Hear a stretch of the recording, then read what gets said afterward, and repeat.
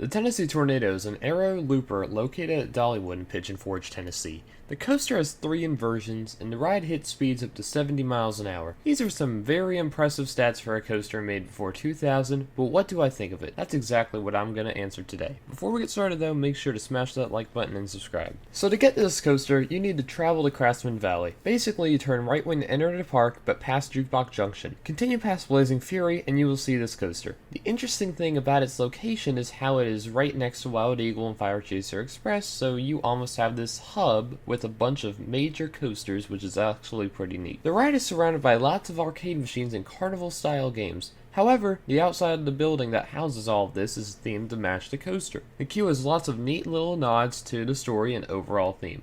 For those who couldn't tell, the story of this attraction is that a tornado ravaged the landscape in mine trains and turned the track into this crazy mess. Now that you walk through the queue, which is relatively short, you board the trains. I want to end this video on a high note, so I'm going to list my criticisms first. And it just so happens that my first criticism comes first in the ride, the lift hill.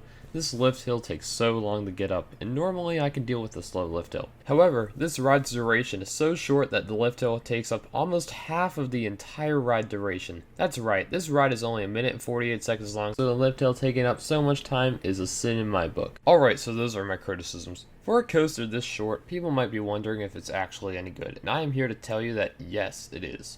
I told you I'd end it on a high note. First off, the ride is intense. This ride pulls almost 4 Gs of force, which is insane for a coaster with no launch and only 3 inversions. I honestly think the reason why this coaster feels intense comes down to the layout.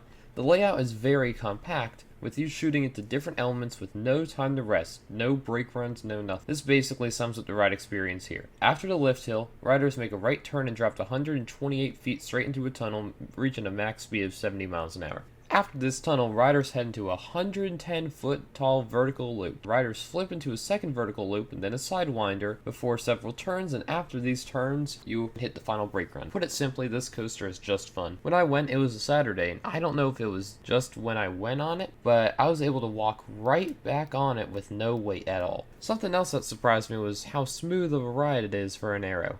I got to ride this coaster in multiple seats from the middle to the back and the front, and while I will say that this coaster is smoother up front, it wasn't aero rough by any means. So what score do I give this ride? I'm giving the Tornado a solid 9 out of 10. The theming is good, and the ride is smooth for an aero and a fun time. Only downside is that long lift hill and short ride duration. It is my second favorite coaster at Dollywood, right behind Lightning Rod. However, it does not break into my top 5. I would recommend riding this coaster when you make a trip to Dollywood, which I highly recommend as well. Make sure to like and subscribe, and I'll catch you in the next one.